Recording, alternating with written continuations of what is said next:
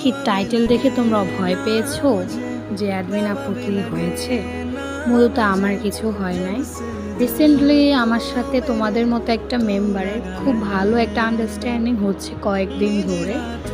তো ও আমাকে ওর জীবনের একটা বিরাট একটা কাহিনী বলল, যেটা শুনে আসলে আমি এক প্রকার কান্না করে দিয়েছি।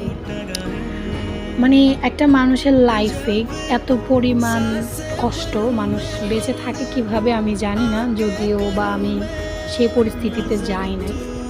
তো আপুটা হচ্ছে তোমাদের মতো একটা মেম্বার।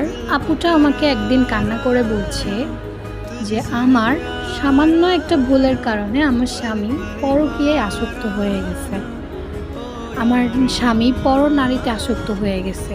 তো আমি জিজ্ঞেস করলাম, কেন আপু, কী এমন ভুল করেছো তুমি? তখন সে আমাকে বলল, মাত্র ছোট্ট